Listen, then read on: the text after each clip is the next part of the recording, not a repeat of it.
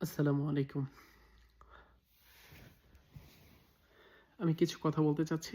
সেটা হচ্ছে রাজনৈতিক অবস্থান নিয়ে, বর্তমান রাষ্ট্রীয় অবস্থান নিয়ে এবং আমার নিজস্ব মতাদর্শ বা নিজস্ব আম অবস্থান থেকে বর্তমান যে রাজনৈতিক প্রেক্ষাপট নিয়ে কিছু কথা বলতে চাই।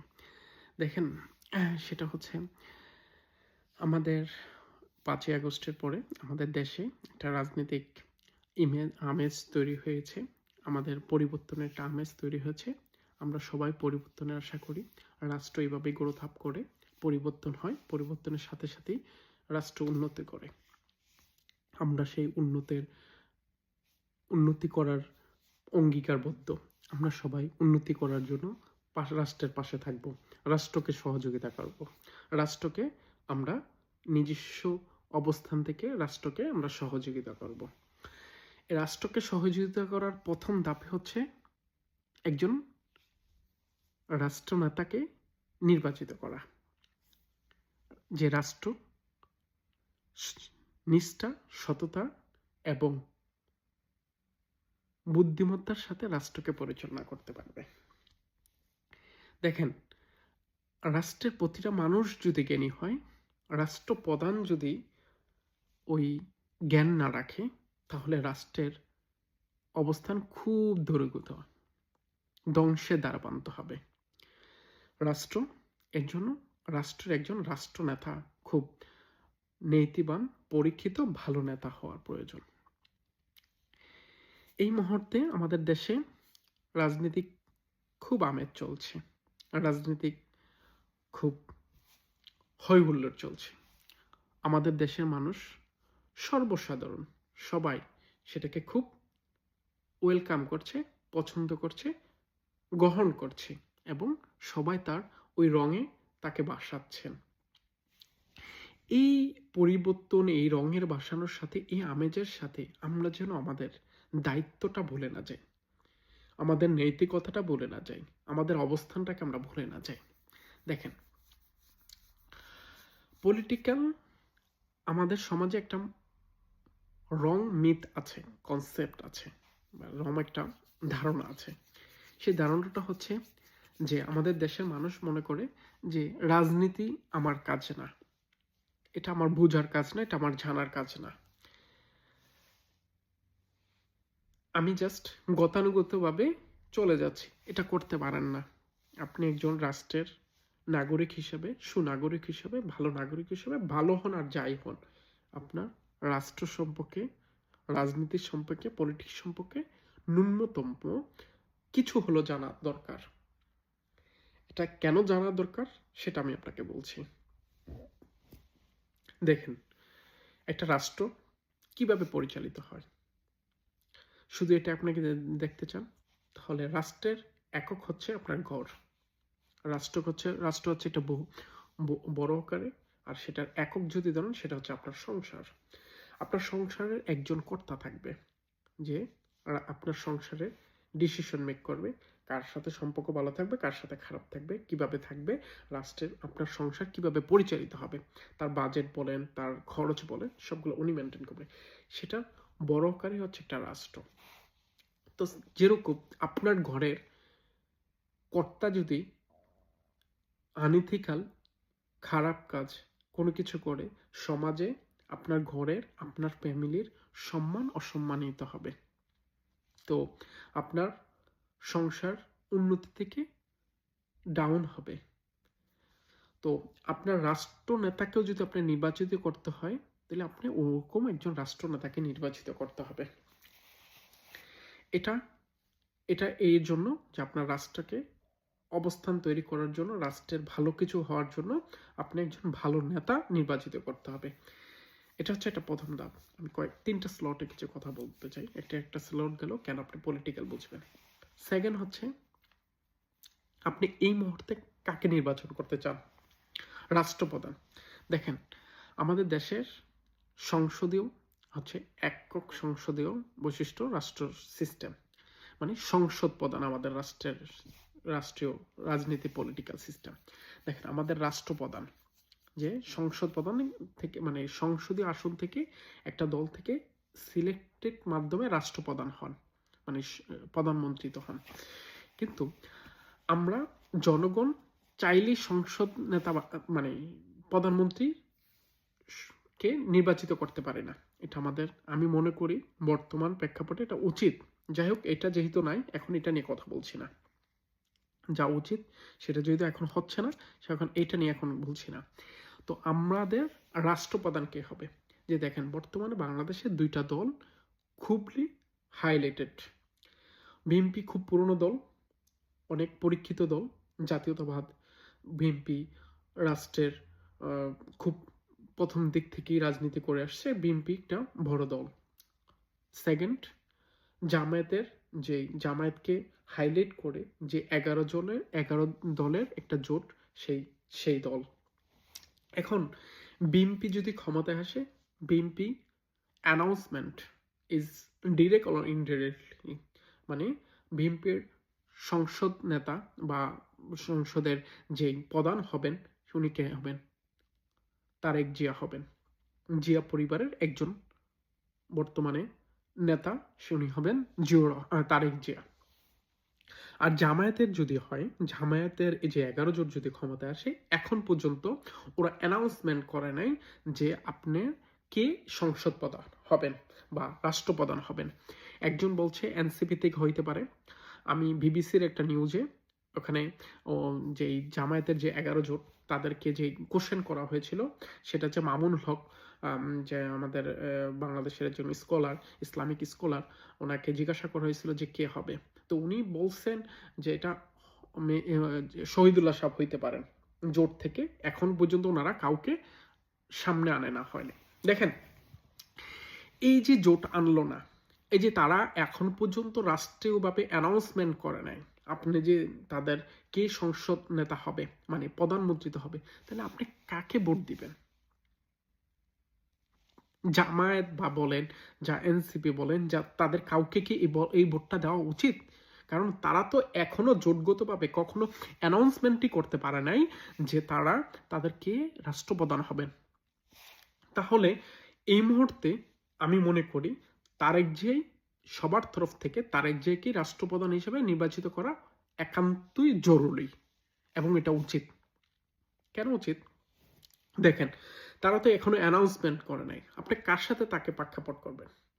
ডক্টর শহীদ, ধরে নিলাম আমরা ডক্টর শহীদুল্লাহ সাহেব, ডক্টর শহীদুল্লাহ সাহেবের সাথে কি তারেক জিয়ার সাথে কি তারেক জিয়ার সাথে কম্পারিজন করে দেখছেন রাজনৈতিক সিস্টেম? আচ্ছা, আমি পূর্ব কথা বা ইন ফিউচারের কথা নিয়ে কিছু বলছি না, আল্লাহ আলম, ফিউচারের কথা আল্লাহ ছাড়া কাউ ভালো জানে না। তারেক জিয়া ওনার রাজনৈতিক হলফনামায় ডিরেক্টলি অ্যানাউন্সমেন্ট করছেন উনি এজ এ পলিটিশিয়ান। আমরা এটাই জেনেই বড় হয়েছি, আমরা সবাই, দেশের সবাই জানেন উনি একজন পলিটিশিয়ান, উনি পলিটিক্যাল নিয়ে কাজ করেন, অন্য কোনো কিছু করেন না। ডক্টর শহীদুল্লাহ সাহেবকে যদি আমরা ধরি, ডক্টর শহীদুল্লাহ সাহেবকে অ্যাজ এ পলিটিশিয়ান, ওনার যে হলফনামা, রাজনীতি মানে নির্বাচনী যে হলফনামা, ওইখানে উনি নিজেই ঘোষণা করেছেন উনি একজন বিজনেসম্যান। দেখেন, পৃথিবীতে অনেক বিজনেসম্যান রাজনীতি করে, এটা অন্য একটা জিনিস। রাজনীতি করে রাষ্ট্রপ্রধান, দুই রকম। আমাদের দেশের প্রেক্ষাপট থেকে শহীদুল্লাহ সাহেব যদি রাজনীতি করে থাকে, উনি রাষ্ট্রপ্রধান যদি হইতে হয়, উনি বিজনেসের সাথে জড়িত হয়। তারা রাষ্ট্রের কোনো নীতিবান ব্যক্তিরা, মানে রাষ্ট্রের নীতিকর্তা যারা থাকবেন, রাষ্ট্রের নীতি নির্ধারক যারা থাকবেন, তারা কোনো কিছুর সাথে ইনক্লুডেড হইতে পারবে না। এটা রাষ্ট্রের সংবিধানের পরিপন্থী, হইতে পারবে না, কোনো কিছুতে সাথে জড়িত পারে। এখন আমরা বলতে পারি উনি তো এখনো রাষ্ট্রপ্রধান হন নাই। হ্যাঁ, এখনো উনি হন নাই, স্টিল ওনার বিজনেস আছে, ওনার ওই বিজনেস মাইন্ডেড কনসেপ্ট থাকবে, উনি ওটার সাথে লেয়াজও থাকবে। এটা উচিত না, এটা একটা জিনিস। সেকেন্ড হচ্ছে, আন্তর্জাতিক মার্কেটে, আন্তর্জাতিক জিওপলিটিক্যালি শহীদুল্লাহ সাহেব ইজ নট গ্যারান্টেড পারসন। এই মুহূর্তে বাংলাদেশের জন্য উনি, মানে তারেক জিয়ার প্রেক্ষাপটে উনি সামঞ্জস্য না, উনি ওনার সাথে আসতে পারে না। সেই দিক থেকে আমি মনে করব যে রাষ্ট্রপ্রধান হিসেবে আমরা তারেক জিয়াকে চাচ্ছি, করা উচিত। বর্তমান, মানে আমি আপনাকে বলছি, অন্য কে আছে বর্তমানে ভবিষ্যতে যদি ওনার থেকে কেউ আসে তখন দেখা যাবে। বাট এই অবস্থানে, এই যে 12 তারিখে নির্বাচন হচ্ছে, এই নির্বাচন অবস্থানে তারেক জিয়ার উপরে অন্য কেউ নাই। আচ্ছা, আমরা রাষ্ট্রপ্রধানকে নির্বাচিত করতে পারছি না, আমরা সরাসরি সংসদ সদস্যকে নির্বাচিত করছি। তো আমাদের এই জিনিসটা উচিত যে কোন দলকে নির্বাচিত করা উচিত যেন রাষ্ট্রপ্রধানটা আমরা ওনাকে পাই। এটা একটা কনসেপ্ট। সেকেন্ড একটা স্লট হচ্ছে, আমরা কেন ভোট দিব, আর ভোটের মানে ভোটটা দেওয়ার আগে কি কি আমাদের বিবেচনা করা উচিত, কি কি জিনিসগুলো জানা উচিত। দেখেন, জামায়াত বা তাদের জোট এই পর্যন্ত রাজনীতিক বা বাংলাদেশে যারা যারা অন্যান্য রাজনীতি করছে তাদের, দেখেন আমাদের সমাজে অনেক লেভেলের মানুষ বাস করে।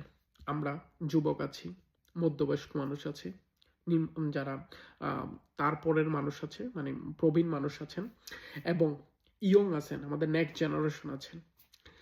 তারপর আমাদের সমাজের পেশাজীবী আছেন, কৃষিজীবী আছেন, কর্মজীবী আছেন, সরকারি আছেন, দিনমজুর আছেন, অন্যান্য স্লটের মানুষ আছেন। প্রতিটা মানুষের জন্য রাষ্ট্রের কি অ্যাম্বিশন থাকবে, রাষ্ট্রের যে কি মূলনীতি থাকবে, কি প্রেক্ষাপট থাকবে, রাষ্ট্রের পরিবর্তনের জন্য কি কি কাজ করবে, রাষ্ট্র প্রধানরা কি কি করবেন, এই দল ক্ষমতা আসলে কি কি করবেন, তাদের যে ইস্তেহার, তাদের যে অ্যাম্বিশন, তাদের যে ভিশন। যেখানে ইস্তেহার হচ্ছে রাজনীতি, এটা একটা সাংবিধানিক জিনিস, মানে রাজনীতি করতে গেলে ওটা একটা জিনিস, ওটা ইস্তেহার থাকে। আর একটা জিনিস হচ্ছে তাদের নিজস্ব ভিশন কি, তাদের মতাদর্শ কি, তারা কি চিন্তা করছে। এটা বিএনপি অলরেডি কয়েকবার অ্যানাউন্সমেন্ট করছেন ওনারা। তারেক জিয়া অনেকবার বলতেছেন যে ওনার প্ল্যান আছে, উনি এটা করবেন, ওটা করবেন, আমাদের দুর্ধস্থ মহিলাদের জন্য কি করবেন, আমাদের কৃষি ভাইদের জন্য কি করবেন। কৃষি হচ্ছে আমাদের রাষ্ট্রের একটা হার্ট, প্রতিটা রাষ্ট্রের জন্য। আমি যে রাষ্ট্রে বাস করি, আচ্ছা নেদারল্যান্ড, আমি হচ্ছে একজন প্রবাসী মানুষ, আমি নেদারল্যান্ডে বসবাস করি। নেদারল্যান্ডে কৃষকদের ট্যাক্স ফ্রি এবং তাদেরকে অনেক সম্মানিতভাবে সম্মান দেওয়া হয়। তারেক জিয়া অতটুক না করতে পারলেও আমাদের দেশের মুখ্যত বলেছেন যে রাষ্ট্রের মানে কৃষকরা যেন কৃষিকাজ করার সময় যে সরকারিভাবে মানে যে লোন আনা হয়, ব্যাংক থেকে আনে, ওই আন থেকে 10,000 টাকা পর্যন্ত মওকুফ করবেন। এটা একটা সময় আরও ওনার বাবার সময় দিয়েছেন, খালেদা জিয়াও আমি যতটুকু জানি কৃষি ব্যাংক থেকে একটা লোন মওকুফ করতেন, সামথিং এমন 5,000 এরকম ছিল। আচ্ছা, এটা একটা জিনিস। আজও কি জামায়াত এরকম করে কিছু ভীষণ বলছেন আমাদের সমাজ নিয়ে কাজ করার জন্য? ওনারা এসব না, ওনারা হচ্ছে সফিটিকেট হচ্ছে অনৈতিক তর্ক। ওনারা হচ্ছে অনৈতিক তর্কতে জড়িত, তর্ক নিয়ে কথা বলছে। ওনারা আমাদের রাষ্ট্রের কি হবে সেটা বলছেন না। এই দৃষ্টিকোণ থেকেও আমি মনে করি জামায়াতকে ভোট দেওয়া উচিত না, হবে না। এটা একটা জিনিস। হ্যাঁ, এটা হচ্ছে দলগতভাবে আমি কথা বলছি। প্রথমত বুঝেন, জামায়াত কিছু আসন পাবে, পাক, সংসদে থাকবে, সংসদের একটা লেভেল অফ গ্রাউন্ড থাকবে, লেভেল অফ অবস্থান থাকবে, একটা মানে কোন একটা বিল, কোনো যে পলিটিক্যালি একটা সিস্টেম আছে, ডেমোক্রেসির একটা সিস্টেম হচ্ছে বিরোধী দল থাকতে হবে। আমি মনে করি জামাত বিরোধী দল হিসাবে থাকুক, কিন্তু রাষ্ট্র গঠন করুক, মানে সরকার গঠন করুক বিএনপি, এটা সবারই চাওয়া উচিত। তারপর আসি জামায়াত আরেকটা জিনিস, যে তারা যে ইসলামিক সিম্পিতি ব্যবহার করছে, জনগণ যে সিম্পিতিক চিন্তা করে যে তাদেরকে ভোট দেবে, এটা দেওয়া উচিত না, এটা আপনারা করতে পারেন না। জনগণ এই জিনিসটা জানা উচিত যে জামায়াত আসলে জামায়াতের যে জামায়াত বলেন আর বিএনপি বলেন, তাদের দোনোটা দলেরই আপনি মানে সেপারেশন করা উচিত। সেপারেশন কিভাবে? আপনি আগে তাদের দোনোটাকে জানবেন, জেনে তাদের মাঝে পার্থক্য, তাদের মাঝে মিল, তাদের কি ভীষণ, এগুলো আপনার বোঝা উচিত। দেখেন, জামায়াত ইসলাম না, এটা ইসলাম সে ব্যবহার করতে পারে না, করা উচিতও না। কারণ আপনি তো ইসলাম না, ইসলাম আপনার জামায়াত দিয়ে না। ইসলাম ইজ ইসলাম। ইসলাম হচ্ছে নবী করিম সাল্লাল্লাহু আলাইহি ওয়াসাল্লাম থেকে আসছেন, বা এক আল্লাহর একত্ববোধের কথা হযরত ইব্রাহিম আলাইহিস সালাম সবাই বলছেন ইসলামে। ইসলাম, ওইভাবে ইসলাম আসছে। ইসলাম হচ্ছে একটা স্কুল, ইসলাম হচ্ছে একটা আমাদের আমাদের রিলিজিয়াস একটা পারসেপটিভ, একটা একটা আল্লাহর কনসেপ্ট। তা আল্লাহ বা নবী করিম সাল্লাহ সাল্লাম যেই খলিফার যে সিস্টেম ছিল সেটা তো জামায়াত না। তাহলে আপনি জামায়াত কেন এই ইসলামটা ব্যবহার করবেন? এই ইসলামের সিম্পিতি কি বলবেন? আপনারা উচিত যে আমরা রাষ্ট্রীয় একটা ডেমোক্রেসিক একটা দল, আমরা রাজনৈতিক দল এজ এ রাজনৈতিক দল, নট ইসলাম। ইসলাম বলতে পারেন না। আর এই যে জনগণ, অনেক জনগণ যে বলতে চাচ্ছে যে আমরা ইসলামিক চিন্তা করে জামাতকে ভোট দেওয়া উচিত না, এটা আপনি ইসলামিক দলই তো না, আপনি ইসলামিক চিন্তা করে ওনাদেরকে কেন ভোট দিবেন? দিতে পারেন না। কারণ ডেমোক্রেসির মাধ্যমে যেহেতু ইসলাম আসবে না, ইসলাম আসতে হলে আপনি ডেমোক্রেসির মাধ্যমে যে ইসলামকে ভোট আপনি ওই কনসেপ্ট দিতে পারেন না, ওই চিন্তা থেকে আপনি ওদেরকে ভোট দিতে পারেন না। আপনার ভোট দিতে হবে অ্যাজ এ ডেমোক্রেসিক ফিলোসফি চিন্তা করে, ডেমোক্রেসিক চিন্তা করে, যে ডেমোক্রেসিক দল হিসেবে তাদেরকে আমি ভোট দেব, ওই চিন্তা করতে। এখন ওই চিন্তা করে গিয়ে আপনি ভোট দিবেন, ডেমোক্রেসি নট ইসলাম। ইসলাম যদি আপনি খেলাফতের চিন্তা করেন তাহলে খেলাফতের ওইখানে আসে না। খেলাফত হইলে আপনি ভোটই দিয়ে দেবেন না, ভোট দেওয়াই আপনার উচিত হবে না। যে আপনি রাষ্ট্রের খেলাফত চিন্তা করে ইসলামিক নৈতিকতা চিন্তা করে যদি ভোট দিতে যান তাহলে ওইখানে আপনি ভোট দিতে পারেন না, আপনার ভোট দেওয়া উচিত হবে না। আপনার এটা যদিও আপনার রাষ্ট্রীয় অধিকার, রাষ্ট্রের আপনার নিজস্ব ইয়া, তাহলে আপনার ভোট দেওয়া উচিত। সেই দিক থেকে আপনি যদি ভোট দিতে হন তাহলে ডেমোক্রেসি চিন্তা করে ভোট দিতে হবে, যে অ্যাজ এ ডেমোক্রেসিক একটা রাজনৈতিক দল হিসাবে, যে আমাদের রাষ্ট্র পুনর্গঠন, রাষ্ট্র পরিচালনা করার জন্য যাদেরকে ভোট দেবে, এই দিকে চিন্তা করে আপনি রাজনৈতিক চিন্তা করে ভোট দিবেন অ্যাজ এ ডেমোক্রেসিক থট থেকে, নট অফ ইসলামিক থট, মানে ইসলামিক রিলিজিয়াস থট থেকে আপনি ভোট দিতে পারেন না। ডেমোক্রেসিক ভোট দিয়ে আপনি বলবেন না যে এটা ইসলামিক আমি কায়েম করার জন্য ভোট দিচ্ছি। ইসলামিক কায়েম হলে যে খলিফা একজন নির্বাচিত হবেন, হয়ে উনি বলবেন যে এটা খলিফা, ওই ছাতার তলে যাইতে হবে, খেলাফতের ছাতার তলে যাইতে হবে, নট ডেমোক্রেসির ছাতার তলে।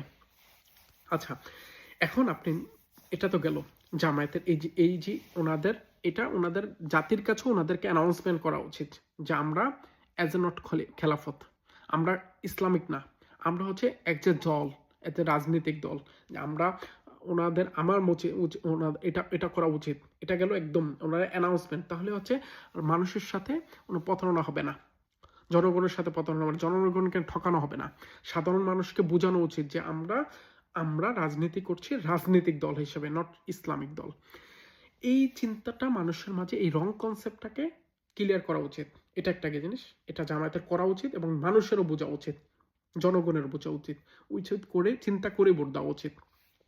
দ্বিতীয়ত হচ্ছে জামায়াতের আরেকটা জিনিস করা উচিত, যে আপনারা যারা আমাদেরকে ভোট দিবেন বুঝে দেন যে আমরা ডেমোক্রেসিক না, আমরা ডেমোক্রেসিক ওয়েতে রাজনীতি করব, রাজনীতিক, যে আমরা সৎ ব্যক্তি প্রার্থিতা দিচ্ছি, সৎ দিচ্ছি, আমরা সৎ করে তাদের ওই ভীষণ থেকে যদি হয়, ওইটা যদি আপনার জন্য অ্যাকসেপ্ট হয়, জনগণের জন্য অ্যাকসেপ্ট হয়, তাহলে জামাতকে তারা ভোট দিবে। তারা এটাও অ্যানাউন্সমেন্ট করে নেয় যে আমরা সততা, আমরা ন্যায় পিরিয়ডটার সাথে ভোট দিব, ইলেকশন করতেছি, আমরা সংসদে খেলে রাষ্ট্রের ইসলামিক সহযোগী করবো, যেটা জামায়াত বিএনপি অলরেডি করছেন অনেক আগে। বিএনপি কিন্তু কখনো বলে নাই যে আমরা খেলাফত আনবো বা আমরা ইসলামিক দল, আমরা ইসলাম কায়েম করবো, এটা বলে নাই বিএনপি। কারণ ডেমোক্রেসির মাধ্যমে এটা আসবেই না, কারণ ডেমোক্রেসি থটই এটা না, ডেমোক্রেসির সাথে এটা সাংঘর্ষিক। তো ডেমোক্রেসি, আর যে রাষ্ট্র ডেমোক্রেসির মধ্যে গঠিত, ডেমোক্রেসির উপরে দাঁড়ানো, ডেমোক্রেসির মাধ্যমে চলতেছে, তো মানুষের জনগণের এটা উচিত হবে না যে ডিরেক্টলি গিয়ে জামায়াতকে, যে সবার একটা যে চিন্তা করে যে আমরা ইসলামিক চিন্তা করে থেকে তাদেরকে ভোট দিচ্ছি, জামায়াতকে ভোট দিব না, এটা এটা করা উচিত হবে না, এটা করা উচিত হয় না। আরেকটা জিনিস, আমার পরিচিত যারা আছে, আমার ভাই ব্রাদার বন্ধু যারা আছেন, যারা এখানে আছেন, তারা অনেকেই চিন্তা করছেন না আমরা জামায়াতের ভোট দিব, তাহলে আমরা ইসলাম কায়েম, না এটা ইসলামিক কায়েম হয়ে যাবে বা ইসলামের জন্য হেল্পফুল হবে না, এটা হবে না, কখনোই হেল্পফুল হচ্ছে না। কেন হচ্ছে না? কারণ এটা ডেমোক্রেসির মাধ্যমে। তা আপনার চিন্তা করতে হবে রাষ্ট্র কোন দলটা রাষ্ট্রের কাজ করবে, তাহলে হচ্ছে রাষ্ট্রের ইসলামিক সহনশীল হবে, মানে ইসলামিকের জন্য কাজ করবে। যেমন আমি যদি বলি, তারেক যে সেখানে অ্যানাউন্সমেন্ট করছেন যে রাষ্ট্রের যে ইমাম আছেন, যে বাংলাদেশের যতগুলো ইমাম আছেন তাদের ইমামদের বেতনভূত করা হবে, তাদেরকে একটা সিস্টেমেটিকলি তাদেরকে বাতার প্রদান করা হবে। এই যে ইসলামিক হেল্পফুল হবে, রাষ্ট্র কারো কাছে মাথা নত করবে না, এই যে পররাষ্ট্রনীতিগুলা বা পররাষ্ট্র বা আপনি জিওপলিটিক্যালি যদি চিন্তা করেন, জিওপলিটিক্যাল দিক থেকে চিন্তা করলে অবভিয়াসলি বিএনপি জোট ক্ষমতায় আসা উচিত। কারণ আপনি যদি জিওপলিটিক্যালি স্টাডি করেন, আপনি আমাকে যদি বলেন আমি কতটুকু জানি, সেটা আমি আপনাকে জাস্ট একটা হিন্ট দিচ্ছি। আমি যখন মানে ছোট থেকে লেখাপড়া, আমি লেখাপড়া নিয়ে যত ব্যস্ত না ছিলাম, বিজি না ছিলাম, নিজের স্টাডি নিয়ে নিয়ে যত কনসার্ন ছিলাম না, কিন্তু তার থেকে বেশি ছিলাম আমি ইন্টারন্যাশনালি পলিটিক্স নিয়ে, জিওপলিটিক্স নিয়ে আমি স্টাডি মানে খুব কনসার্ন ছিলাম, খুব মানে অনেক জানাশোনা এটা নিয়ে খুব স্টাডি করতাম। আমার ক্লাসের পড়ালেখা ছাড়াও আমি এগুলো নিয়ে বেশি পড়ালেখা করতাম। তো জিওপলিটিক্স নিয়ে আমার মোটামুটি আমি বলবো না আমি অনেক জানি, আমি নিম্ন জানি, তারপর কিছু হলো জানি। সেই দিক থেকে আমাদের মানে বিগত 10 বছর 5 বছরের জন্য হলো জামায়াত বিরোধী দল হিসেবে ওকে ফাইন, এটা আছে। এই মুহূর্তের অনুযায়ী জামায়াত দল ক্ষমতায় আসলে আমাদের রাষ্ট্রীয়ভাবে বিগত বছরের জন্য নেক্সট প্রজন্মের জন্য প্রচন্ড পরিমাণ ক্ষতি হবে। কি ক্ষতি হবে, কি এক্সপ্লেশন হবে ইন ফিউচার নিয়ে আমি কথা বলছি না, আমি জাস্ট যেটা বলছি যেন কেন ভোট কাকেও দেওয়া উচিত, এই জিনিসগুলো বলার জন্য এটা বলতেছে। এটা যে আপনি গতানুগতভাবে চিন্তা করে ভোট দিতে পারবেন না। আরেকটা আসেন, এখন আরেকটা প্রশ্ন বলি। আমি মোহাম্মদ আলামিন, আমার বাড়ি দাউদকান্দি পৌরসভার 4 নং ওয়ার্ডের আমি বাসিন্দা। দাউদকান্দিতে আমার আত্মীয় স্বজন সব ফ্যামিলি, আমার বোন, আমার খালার বাড়ি সব আমরা এদিকেই ছিটে ছিটে। এটা হচ্ছে কুমিল্লা সংসদীয় আসন 1-এর অধীনে দাউদকান্দি উপজেলা। এখানে আমাদের বিএনপি প্রার্থী হচ্ছে ডক্টর খন্দকার মোশাররফ হোসেন, আর জামায়াতের একজন প্রার্থী আছেন রহিম, মানে ওনার নামটা আমি মাইন্ড ফরগেট, আচ্ছা আমি ভুলে গেছি, স্মরণ হচ্ছে না। এই যে দেখেন আমি ভুলে গেছি, জামায়াতের একজন প্রার্থী দাউদকান্দির সংসদীয় আসন। অবভিয়াসলি আমার নৈতিক থেকে আমার নামটা ওনার মুখস্থ, ওনার তো উনি না জানাইলেও আমার ওনাকে জানা উচিত। কারণ যেহেতু আমি পলিটিক্যাল মানে একজন সুনাগরিক হইতে হইলে আমার এটা জানা উচিত। এখন আমি আপনাকে বুঝে কেন কথাগুলো বলছি, যে দেখেন একটা মানুষ সংসদীয় আসনে নির্বাচন করছেন, আমি ওনার সম্পর্কে জানি না, ওনার ভবিষ্যৎ সম্পর্কে জানি না, উনি ভবিষ্যতে কি করতে চান উনি আমাদেরকে জানান নাই। ভবিষ্যৎ সবকিছুই গাইরুল, আমরা মানে আল্লাহ ভালো জানেন, আমরা জানি না, বাট উনি তো আমাদেরকে বলবেন। আমি আমার দাউদকান্দির জন্য, দাউদকান্দি পরিষেবার জন্য, দাউদকান্দি উপরের জন্য আমি এই কাজগুলো করব। এই জামায়াতের থেকে অ্যানাউন্সমেন্ট গত 2 দিন আগে, আমি যদি ভুল না করে থাকি, জামায়াতের আমির ডক্টর শহীদুল্লাহ সাহেব আসছেন। এই যে শহীদুল্লাহ সাহেব আসলেন, আমরা ভাবতাম শহীদুল্লাহ সাহেব, আমি ভাবতাম পার্সোনালি যে উনি মেবি অনেক বড় আলেম, কিন্তু না, কিন্তু পরে গিয়ে জানলাম যে না, উনি আলেম না, উনি স্কলার না। এই যে ভুল কনসেপ্ট, এই যে মানুষের মাঝে একটা ভুল কনসেপ্ট আছে, উনি যে একটা মিথ তৈরি করছেন, মানে রং মিথ তৈরি করে যে ওনারা একটা পার্সপেক্টিভ নিচ্ছেন, একটা রাজনৈতিক সাপোর্ট নিচ্ছেন, এটা তো নৈতিকতা না। আপনি যেই নৈতিকতার চিন্তা করে, ইসলামিক চিন্তা করে তাদেরকে ভোট দিতে চাচ্ছেন, ওই ইসলামিক নৈতিকতার মাঝে থেকে ওনারা তো এটা সাংঘর্ষিক কাজ করছেন। তারপর উনি যে আসলেন এখানে আইসা আমাদের দাউদকান্দি উপজেলা বা আমাদের এই যে ভবিষ্যৎ রাষ্ট্রের যে কি রূপরেখা হবে, এটা তো উনি আমাদেরকে একবারও বলেন নাই, একবারও অ্যানাউন্সমেন্ট করেন নাই। স্বচ্ছতা তো নাই ওনাদের মাঝে তো স্বচ্ছতা নাই। আচ্ছা, আমাদের দাউদকান্দির আসনের, মানে আমাদের যে কুমিল্লা 1 আসনের, এই 1 আসনের যে প্রার্থীতা আছেন জামায়াতের জোট থেকে, এই প্রার্থীতাকে আমাদেরকে জানাইয়াছেন, আমাদেরকে বলেছেন এই যে দাউদকান্দি ও মেঘনা উপজেলার যুব সমাজ কি করবে, তাদের রূপরেখা কি হবে, এই যে মানে কি কি কাজ করবেন, উনি কি করবেন, উনি ক্ষমতায় আসলে, উনি সংসদীয় আসনে যদি উপস্থিত হন আমাদের দাউদকান্দির জন্য উনি কি কাজ করবেন, উনি কি এটা বলছেন? ওনার কাছে কি আমরা এই আশাটা করতে পারি যে আমাদের দাউদকান্দির উন্নত হবে, আমাদের দাউদকান্দির যে প্রবলেমগুলো আছে? দেখেন আমি যদি ভুল না করে থাকি, আমাদের দাউদকান্দি এত বড় একটা উপজেলা, এই উপজেলা আমরা হচ্ছে বাংলাদেশের সবচেয়ে ব্যস্ততম রোড, যেটাকে ট্রাং রোড বলে, যে বা আমাদের দেশের ইকোনমিক মেরুদণ্ড বলা হয়, সেই হাইওয়ের সাথে আমরা দাউদকান্দির প্রবেশদ্বারে কি একটা আজও পর্যন্ত একটা মনোমুগ্ধকর একটা গেট পেয়েছি, প্রবেশদ্বার পেয়েছি আমরা আমাদের দাউদকান্দির জনগণের অধিকার চাওয়া হচ্ছে আমাদের দাউদকান্দিকে জেলা হিসাবে স্বীকৃতি দেওয়া, জেলা হিসাবে পাওয়া। আমরা কি এটা ওনাদের থেকে অ্যানাউন্স এটা পাইতে পারি? আমরা কি জামায়াতের এই প্রার্থী যদি উনি সংসদ সদস্য হন, ওনার থেকে কি আমরা আর আশা করতে পারি?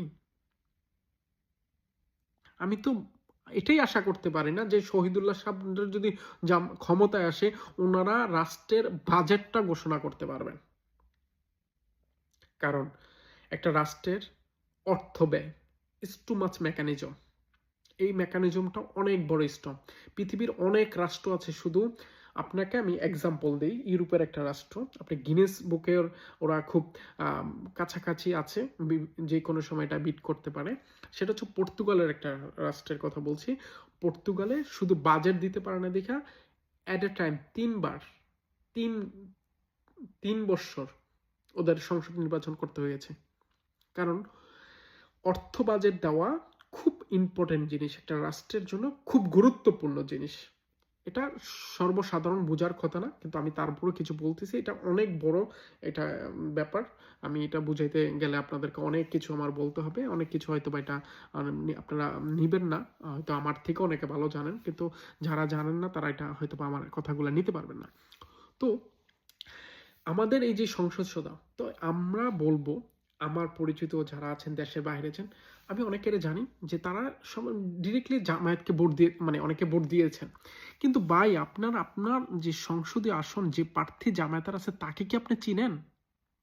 তাকে কি জানেন? জানেন। যে ভালো মানুষ তাকে ভোট দেন। যারা সংসদে গিয়ে, কিন্তু আমার কথা হচ্ছে যারা ভালো মানুষ, ইসলামিক স্কলার অনেকে, আমির হামজা দাঁড়াইছেন, আমাদের আমাদের না আমি বলবো মামুন হক সব, সে তো বাংলাদেশের একজন বড় স্কলার ছিলেন, স্কলার, ওনার কথার স্পিরিচুয়াল আছে। উনি ওনার মতন যদি কেউ ব্যক্তি সংসদ সদস্য, অবভিয়াসলি ওয়েলকাম। ওনারা হয়তো বা কিছু কাজ করতে পারেন, কারণ যেহেতু উনি একজন আমি যদি ভুল না করে থাকি, উনি হাদিসের বড় একজন পণ্ডিত, ওনার বাবাও অনেক বড় মাপের মানুষ ছিলেন। বা ওনারা হয়তো বা সংসদ সদস্য হইলে ওনারা যেমন ইসলামিক ফাউন্ডেশন বা ইসলামিক মানুষ যারা আছেন তাদের জন্য সহনশীলতা হবেন। রাজনৈতিকভাবে স্কলাররা যে ওয়াচ করেন, এই যে ওয়াচটা করেন আমাদের সমাজে, এটা খুব গুরুত্বপূর্ণ একটা জিনিস আমাদের ইসলামিকের দিক থেকে। তাদেরকে হেনস্থ করা হবে না। আমরা পূর্ববর্তী যে সরকারকে দেখছি যে এই ইসলামিক স্কলারদেরকে অনেক হয়রানি করা হয়, হ্যারাসমেন্ট করা হয়, বা এরকম ইসলামিক নেতারা যারা আছেন তারা যদি সংসদ সদস্য হয়ে আসেন, ইটস ওয়েলকাম। ওনার সাথে এটা আমাদের রাষ্ট্রের একটা ব্যালেন্স থাকবে, রাষ্ট্রীয় অবকাঠামোর একটা রাষ্ট্রীয় নীতি নির্ধারণ করেন যে একটা ব্যালেন্স থাকবে। অবভিয়াসলি এরকম লোকদের আসা দরকার। কিন্তু এই যে শহীদুল্লাহ সাহেবের মতন মানুষ যারা ইসলামিক স্কলার না, ইসলামিক জ্ঞানী পণ্ডিত না, তো উনি ইসলামিক নাম ব্যবহার করে আবার রাষ্ট্রে ক্ষমতা আসতে চান কিভাবে? উনি আসার আমার মতে ওনার উচিত না। ইভেন যারা যারা আছেন, আমি মানুষদের কাছে, সবার কাছে এটাই বলবো যে আপনারা জেনে বুঝে ভোট দেবেন যাকেই দেন। যে আপনার আসনে এই যে দাউদকান্দির বাসের জন্য, আমাদের দাউদকান্দির সংসদ সদস্য হচ্ছে যে প্রার্থীতা হচ্ছেন আমাদের ডক্টর খন্দকার মোশাররফ হোসেন। আমি যদি ভুল না করে থাকি, ডক্টর খন্দকার মোশাররফ হোসেন ওনার রাজনৈতিক কেরিয়ার খুব অনেক বড়, অনেক বড়। এবং আমি ওনার খুব কাছের রাজনীতি করি না, হয়তো আমি ডাকাতে বিএনপির রাজনীতি করেছি, ডাকাতেই ছিলাম, ডাকাতে। কিন্তু দাউদকান্দিতে হয়েছে হয়তো বা ওনার সাথে আমার খুব বেশি টাচ নাই। আমি যদি ভুল না করে থাকি, ওনার সম্পর্কে আমি যতটুকু জানি, উনি বাংলাদেশের মুক্তিযোদ্ধার সময়, উনি ইংল্যান্ডে পড়ালেখাকালীন উনি তখন বাংলাদেশ মুক্তিযোদ্ধার স্টুডেন্ট উইংসের একজন সদস্য ছিলেন, খুব ভালো অ্যাক্টিভিটিস করছেন। তো ওনার রাজনীতির প্রেক্ষাপট, উনি রাষ্ট্রকে যা দিতে পারবেন, উনি ওনার যেই ইন্টারন্যাশনাল একটা ইমেজ আছে, উনি রাষ্ট্রীয় যে একটা ইমেজ আছে, উনি সংসদে বলার মতন, বা উনি যে কোনো বাংলাদেশের যে কোনো সরকারি বডি, লাইক স্বরাষ্ট্র মন্ত্রণালয় বলেন, অন্যান্য বডি বলেন, যেই কাজটা উনি করতে পারবেন। আমাদের দাউদকান্দির যে সংসদীয় আসনে আরেকজন জামায়াতের প্রার্থী আছেন, উনি কি এটা করতে পারবেন? এই চিন্তাটা আপনার মাথায় রেখেই আপনার ভোট দিতে হবে। আপনি যেই কেন্দ্রে হোক, পৃথিবীর বাংলাদেশের যে কোনো আসন থেকে হোক, আপনার আগে চিন্তা করতে হবে যে আপনি যাকে ভোট দিবেন, আপনার ওই প্রার্থী, ওইখানকার যে প্রার্থী আছে, তার সাথে আরেকজনের সাথে কম্প্রোমাইজ করবেন, তাদের তাদের সাথে ইকুয়েশন করবেন, তাকে নিয়ে আপনি বুঝবেন, দোনোটা সাইড জানবেন। বিএনপির যে প্রার্থী আছে তাকে জানবেন, জামায়াতের যে প্রার্থী আছে তাকে জানবেন, এনসিপি যে আছে তাকে জানবেন, অন্যান্য যারা আছে তাদেরকে জানবেন। যে ব্যক্তিটা ভালো তাকে ভোট দেন। কিন্তু কথা একটাই, ডেমোক্রেসিক চিন্তা করে, নট ইসলামিক চিন্তা করে, কারণ ডেমোক্রেসির মাধ্যমে ইসলাম আসবে না, আসবে না। সো আপনি যখন চিন্তা করবেন ওইভাবে চিন্তা করেই যে সৎ নীতিবান ন্যায় পরায়ণ হয়ে যারা কাজ করবে তাদেরকে বলে। এবং আমি আরেকটা কথা আপনাদেরকে বলি, আমাদের উচিত, আমরা সবার উচিত, আমরা রাষ্ট্রের থেকে যা আশা করব, একজন সংসদ সদস্যতে আশা করব সৎ নীতিবান, আমার নিজেরও সৎ নীতিবান হওয়া উচিত। সবার এই চিন্তা করাই উচিত, করেই ভোট দেওয়া উচিত। তো আশা করব রাষ্ট্র ক্ষমতা আসার জন্য যেন তারেক জিয়া রাষ্ট্র ক্ষমতা আসেন, বিএনপি রাষ্ট্র গঠন করে, সেই হিসাবে আশা করি, আশা করি, দোয়া প্রার্থনা করি, এবং আমি মনে করি। তবে হ্যাঁ, অন্যান্য দল, অন্যান্য সংসদ সদস্য, আরও কিছু দলও আসুক, ক্ষমতায় থাকুক, ক্ষমতায়ন বিরোধী দল হিসেবে থাকুক, কিন্তু আমাদের সবার উচিত রাষ্ট্রপ্রধান হিসেবে তারেক জিয়াকে করা। এবং যারা যারা আপনার যে কেন্দ্রে আছেন, আপনি যে সংসদীয় আসনের ভোটার, ওই অঞ্চলের যেই প্রার্থীটা ভালো, জেনে বুঝে তাকে ভোট দেন। যদি বিএনপির ভালো হয় বিএনপিকেই ভোট দেন, কিন্তু ইসলামিক চিন্তা করে ভোট দেন না, যাকেই দেন। যদি জামায়াতকেও দেন দেন, কিন্তু আপনি বুঝে শুনে দিবেন, সবকিছু বুঝে শুনে। রাষ্ট্রের প্রেক্ষাপট, রাজনৈতিক প্রেক্ষাপট, সে কি কাজ করতে পারবে, তার ক্যাপাবিলিটি কি আছে, তার নলেজ কি আছে, তার তার ইন্টেলেকচুয়াল পাওয়ার কাছে, তার ভিশন কি আছে, আপনার সমাজে সে কি দিতে পারবে, আপনার সমাজে সে কি এফেক্টিভ করতে পারবে, এইসব চিন্তা করে আপনি ভোট দিবেন। কারণ ভোট একটা মহামূল্যবান জিনিস। এই ভোটের মাধ্যমেই আপনার দেশ পরিচালনা করার দায়ভার তাকে দিচ্ছেন। আসসালামু আলাইকুম। সবার কাছে ক্ষমা প্রার্থনা করি, দোয়া করবেন। আমি মোহাম্মদ আলামিন মিয়াজি, নেদারল্যান্ড থেকে বলছি। আমি দাউদকান্দির সন্তান।